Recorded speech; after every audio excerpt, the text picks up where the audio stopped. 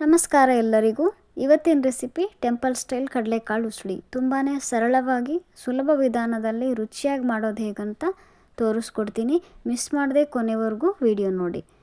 ಕಡಲೆಕಾಳನ್ನು ಮೊದಲನೇದಾಗಿ ನೆನೆಸಿಟ್ಕೊಳ್ಬೇಕಾಗುತ್ತೆ. ಒಂದು 4 ಅವರ್ಸ್ ಆದರೂ ನೀವು ನೆನೆಸಿಟ್ಕೋಬೇಕು. ಆವಾಗ ರುಚಿಯಾಗಿ ಬರುತ್ತೆ. ಕಾಳು ಚೆನ್ನಾಗಿ ಬೇಯಿಸ್ಬೋದು. ಇವಾಗ ನೋಡಬಹುದು ಕಾಳು ಈ ಥರ ಪ್ರೆಸ್ ಮಾಡಿದಾಗ ಈಸಿಯಾಗಿ 2 ಭಾಗ ಆಗಬೇಕು. ಹಾಗೆಯೇ ಕುಕ್ಕರಲ್ಲಿ ಹಾಕಿ 2 ವಿಷಲ್ಸ್ ಕೂಗಿಸಿಟ್ಕೊಂಡ್ರೆ ಸಾಕಾಗುತ್ತೆ. ಅಷ್ಟರೊಳಗಡೆ ಒಂದು ಮೀಡಿಯಮ್ ಸೈಜ್ ಈರುಳ್ಳಿ, 2 ಹಸಿರುಮೆಣಸಿನ್ಕಾಯಿ, ಕರಿಬೇವನ್ನ ಸಣ್ಣದಾಗಿ ಹೆಚ್ಚಿಟ್ಕೊಂಡಿದ್ದೀನಿ. ಮಸಾಲೆಗೆ ಕೊಬ್ಬರಿ, ಉಪ್ಪು, ಹೆಚ್ಚಿರುವ 2 ಹಸಿರುಮೆಣಸಿನ್ಕಾಯಿ, ಜೀರಿಗೆ ಹಾಕಿ ಚೆನ್ನಾಗಿ ತರಿತರಿಯಾಗಿ ರುಬ್ಕೊಳ್ಬೇಕಾಗುತ್ತೆ. ಅಷ್ಟರೊಳಗಡೆ ಕಾಳು ಚೆನ್ನಾಗಿ ಬೆಂದಿದೆ ನೋಡ್ತಿರಬಹುದು ನೀವು. ಮೆತ್ತಗಾಗಿಲ್ಲ, ಈ ಹದದಲ್ಲೇ ಬೇಯಿಸ್ಕೊಳ್ಬೇಕು. ನಂತರ ಒಗ್ಗರಣೆ ಮಾಡ್ಕೊಳ್ಳೋ ಸಮಯ ಸ್ವಲ್ಪ ಎಣ್ಣೆ ಹಾಕಿ ಅದಕ್ಕೆ ಜೀರಿಗೆ ಸಾಸಿವೆ ಆ್ಯಡ್ ಮಾಡ್ಕೊಳ್ತಾ ಇದ್ದೀನಿ.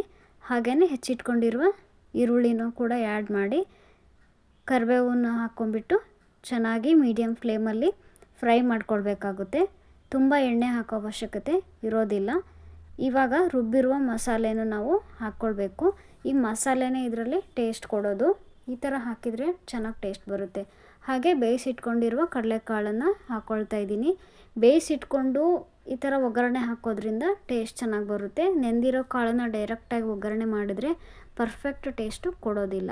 ಒಂದು 2 ನಿಮಿಷ ಈಗ ಫ್ರೈ ಮಾಡಿಕೊಂಡು ಆಮೇಲೆ ಅದಕ್ಕೆ ಒಂದು ಸ್ವಲ್ಪ ಮಾತ್ರ ಅರಿಶಿನ ಪುಡಿ ಹಾಗೆ ಸ್ವಲ್ಪ ಅಚ್ಕಾರದ ಪುಡಿನ ಹಾಕ್ಕೊಳ್ತಾ ಇದ್ದೀನಿ. ಕಾಳು ಬೇಯಿಸುವಾಗ ಹಾಗೆಯೇ ಮಸಾಲೆಯಲ್ಲೂ ಕೂಡ ನಾನು ಉಪ್ಪು ಹಾಕ್ಕೊಂಡಿದ್ದೆ, ಹಾಗಾಗಿ ಇವಾಗ ಹಾಕಿಲ್ಲ.